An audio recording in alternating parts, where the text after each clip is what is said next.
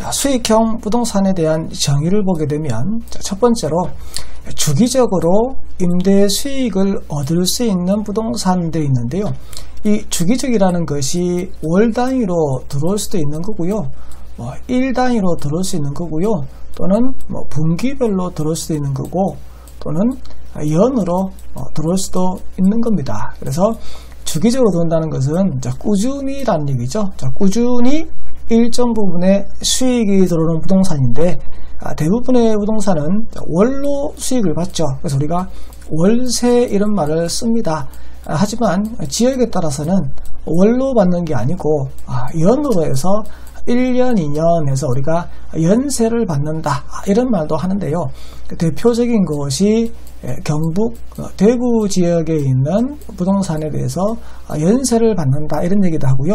그리고 제주도 지역에도 연으로 세를 받는 연세라고 우리가 얘기를 합니다. 이렇게 연으로 받는 것을 다른 말로 깔세 이런 말을 합니다. 깔아놓고 그 금액에서 공제한다는 얘기를 하고 있습니다. 그래서 주기적으로 임대 수익을 받는다, 연세, 월세, 분기세 이런 말을 하는 것이다. 대표적으로 소호 사무실, 코쿤피스라고 되어 있는데, 소호 사무실이나 코쿤피스는 똑같은 말입니다. 1인 사무실이라는 얘기인데요. 혼자서 사무실을 하려고 그러면 집기 등이 많이 필요하겠죠. 쉽게 말해서 복사를 하려고 하면 복사기가 필요할 것이고, 이러한 것들을 여러 사람이 쓸 수 있도록 세팅을 해놨고, 테이블, 책상 하나만 빌려주는 것이 바로 소호 사무실, 코쿤피스라고 해서 1인 사무실이라고 얘기하는데, 대표적으로 수도권 등에서 사무실을 임대하는 임대업에 바로 이러한 것들이 해당되게 되고요. 그리고 원룸텔을 해서요, 얘는 이제 주거용이죠.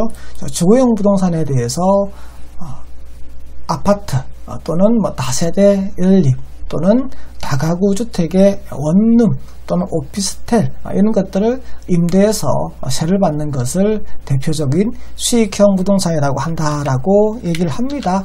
자, 이러한 내용은 네이버 한국경제용어사전에 수익형 부동산에 대해서 정의가 되어 있더라. 그리고 월세와 같은 형태로 매달 고정적인 수익이 들어오는 부동산 투자 상품을 수익형 부동산이라고 한다. 그래서 수익형 부동산에는 특별하게 종류가 정해져 있지는 않습니다. 왜냐하면 매달 고정적으로, 또 매달은 월이라고 했는데 제가 앞서서 연이 될 수 있다고 얘기를 했습니다. 그래서 다달이 받는 일정한 금액이 있다 그러면 부동산의 종류를 불문하고 수익형 부동산이라고 얘기를 한다. 보증금 외에 월세가 나와야 된다. 보증금이라는 것은 지금 내가 보관을 하고 있다가 나중에 이 금액은 돌려줘야 될 금액입니다. 보증금을 가지고 수익을 창출할 수 있는 방법은 이 보증금을 은행에 넣어 놓게 되면 은행에서 지급하는 이자가 있겠죠. 요 이자만큼의 수익, 이거 우리가 세법에서는 간주임료라고 부릅니다.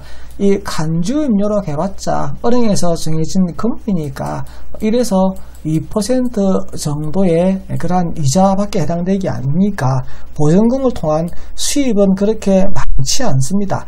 그래서 수익형 부동산은 보증금의 수익은 거의 없기 때문에 타달이 받는 월세의 수익을 가지고 수익이 발생한다라고 얘기하는 수익형 부동산이라고 얘기를 합니다.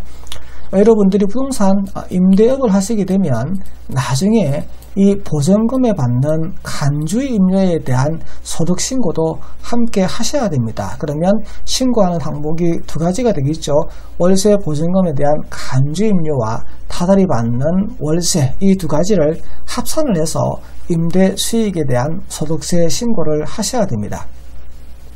부동산 종류와 무관하게 매달 고정적인 수익이 창출되면 수익형 부동산이라고 한다.